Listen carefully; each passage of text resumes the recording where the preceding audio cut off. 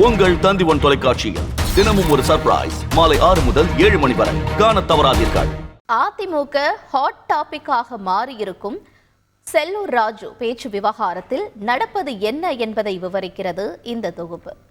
நாங்கள் தலைவர் புரட்சி தலைவர் அம்மாவா நாங்களும் கூவி தாப்பா அழைச்சோம். இதுக்கு மேலே எப்படி ஒரு கட்சியில் வேலை பார்க்க முடியும்? மற்ற இடங்கள்லாம் இதை காட்டிலும் கம்மியாக இருக்கு. எதுவும் ஓபன் டாக் ஃபார்முலா கொண்ட செல்லூர் ராஜு பேச்சுதான் இப்போது அதிமுக ஹாட் டாபிக். நாடாளுமன்ற தேர்தல் தோல்வி குறித்து எடப்பாடி பழனிசாமி தொகுதி வாரியாக ஆலோசித்து வருகிறார்.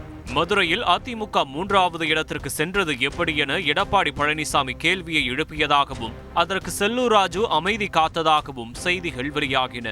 இந்த சூழலில் கட்சி நிர்வாகி ஒருவரை செல்லூர் ராஜு ஆபாசமாக திட்டுவதாக ஆடியோ வெளியாகி அதிர்ச்சியை கிளப்பியது.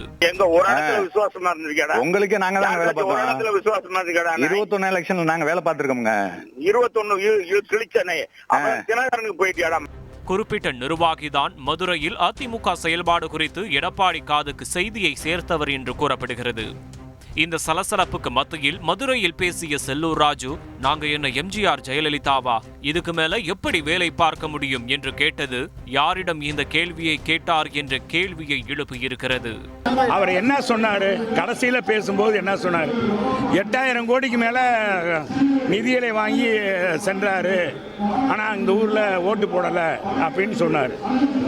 நாங்க காமராஜர், நாங்க தலைவர் புரட்சி தலைவர் அம்மாவா நாங்களும் கூவி தாப்பா அழைச்சோம். வேகாத வெயிலில் இந்த சரவணனுக்காக ஓட்டு கேட்டோம். ஓட்டு கேட்டதுல எதுவும் கம்மியாக இருந்துச்சா? கழக தொண்டர்கள் பம்பரமாக தான் பணியாற்றினாங்க. இதுக்கு மேலே எப்படி ஒரு கட்சியில் வேலை பார்க்க முடியும்? செல்லூர் ராஜுவின் இந்த பேச்சு வெளியாகி இருக்கும் டைமிங் முக்கியமாக இருக்கிறது. மதுரையில் தோல்வி ஏன் என விளக்கிய செல்லூர் ராஜு, மதுரையில் கம்மி, மற்ற இடங்களில் அதைவிட கம்மி என ரைமிங்காக பேசிய போது திடீரென பொதுச் செயலாளர் அதை பற்றி பேசவில்லை என பேச்சை மாற்றிவிட்டார்.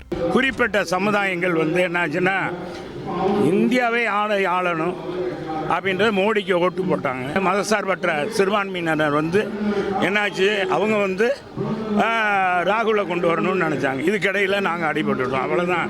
இது தமிழ்நாடு முழுவதும் பிரதிபலித்தது. மதுரை மாநகராட்சியில் மட்டும் ஓட்டு கம்மி இல்லை. எல்லாம் இங்கேயாச்சும் 2 தொகுதியில் நாங்கள் ஓரளவுக்கு 2வது இடத்துல வந்திருக்கோம். அதிகமான ஓட்டு வாங்கியிருக்கோம். மற்ற இடங்கள்லாம் இதை காட்டிலும் கம்மியாக இருக்குது. அதை பற்றியெல்லாம் கவலை இல்லை. அதை பற்றி பொதுச் செயலாளர் பேசவே இல்லை. எல்லாத்திட்டும் ஆலோசனை சொன்னாரு. பத்திரிகையில் இவ்வளவு ஒரு அரை பக்கம் போடுற அளவுக்குலாம் அங்கே ஒன்றும் நடக்கலை.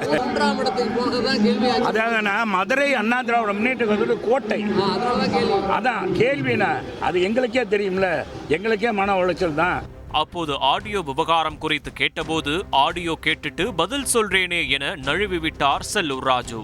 வெளியே ஒரு இடத்துல இருந்தேன், எங்கள் தலைவரே தொடர்பு கொண்டார், தெரியல.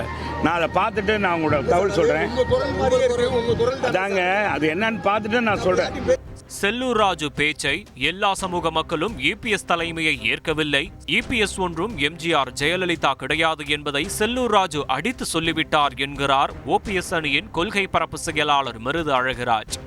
ஏற்கனவே நாடாளுமன்ற தேர்தல் தோல்விக்கு பிறகு ஓபிஎஸ் சசிகலாவை இணையுங்கள் என எடப்பாடியிடம் கட்சி முக்கிய நிர்வாகிகள் கேட்டதாக வெளியான புகைச்சலை திரைக்கதை எழுதப்பட்ட கட்டுக்கதை என அழைத்தது எடப்பாடி தரப்பு.